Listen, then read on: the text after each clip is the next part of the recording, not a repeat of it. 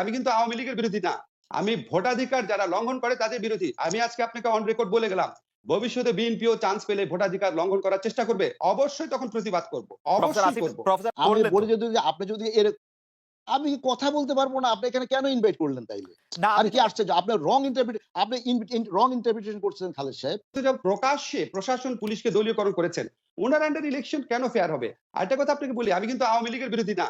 আমি ভোটাধিকার যারা লঙ্ঘন করে তাদের বিরোধী। আমি আজকে আপনাকে অন রেকর্ড বলে গেলাম।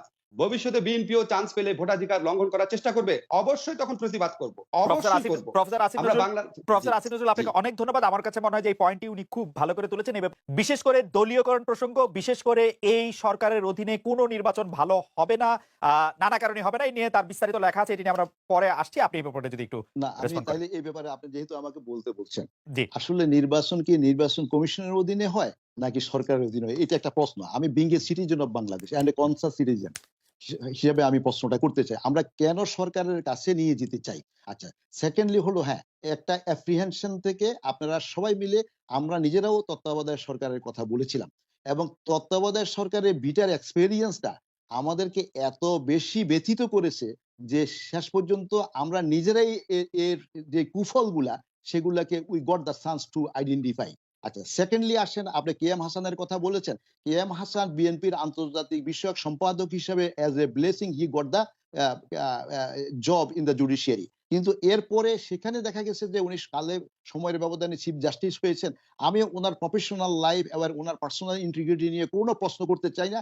আমি আসিফ নজরুল সাহেবের সাথে এই ব্যাপারে দ্বিমতও করব না। কিন্তু এখানে একটা অ্যাপ্রিহেনশন তো ডেভেলপ হতেই পারে যে এখানে with the aim of the malpractice in the election যে আর মুদাসসিরিন যিনি নাকি ইমিডিয়েট রিটায়ার্ড চিফ জাস্টিস ওনাকে না দিয়ে দেওয়ার জন্য ২ বছর জুডিশিয়ারি বয়স বাড়াই দিয়ে আপনার কে এম হাসানের জন্য অপেক্ষা করার মতন একটা প্রক্রিয়া করা হয়েছে। তো স্বাভাবিকভাবে আপনার বিরোধী দলের কাছে এটা নিয়ে প্রশ্ন আসতেই পারে। প্রফেসর আসিফ নজরুলের প্রশ্নটা যদি আমি বলে থাকি যে প্রফেসর আসিফ নজরুল এই ব্যাপারটা অস্বীকার করছেন না যে বিচারপতি কে এম হাসান না, আন্তর্জাতিক বিষয় আমি সম্পাদক করছি ছিলেন, না। আমি আন্তর্জাতিক বিষয় করছি না। সম্পাদক ছিলেন এবং তিনি না, এটিও না, বলছেন না, না না, যে আমি বিচারপতি আমি কে এম করছি না। হাসানের আমি অধীনে করছি না। যে এই নির্বাচনটি ভালো খারাপ সেটি কিছুই বলছেন না।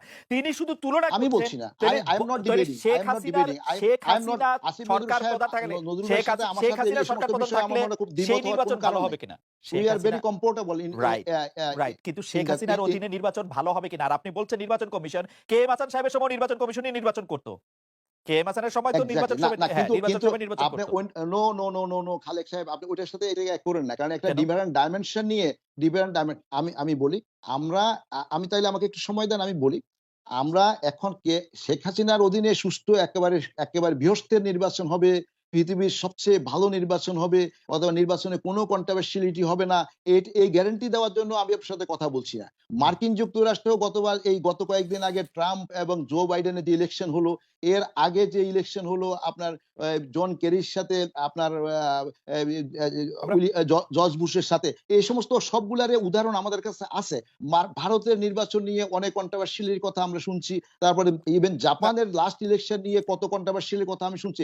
কোথায় আপনার বিতর্ক হয় না? কোন নির্বাচনকে আপনি বলেছেন যে আপনি পৃথিবীতে একটা নির্বাচন দেখাই দেন। কিন্তু এটা দিয়ে আমি কখনো জাস্টিফাই মানে করতে পারি মানে না মানে যে মানে আমাদের সিরিয়াসলি দেশে যদি সিরিয়াসলি মিস্টার মিনিস্টার আপনি তুলনা করছেন যে জাপানে যেরকম কন্ট্রোভার্সি হয়েছে বাংলাদেশেও সেরকমই কন্ট্রোভার্সি হয়েছে বাংলাদেশ ইলেকশনে। আমি নো আপনি না আমার এটা মনে হয় পার্সেন্টেজ বা আপনি গ্রেডিং এ আপনি নো পার্সেন্টেজ এর গ্রেডিং এ তফাৎ নাই। পার্সেন্টেজ এর গ্রেডিং এ আপনি তফাৎ নাই।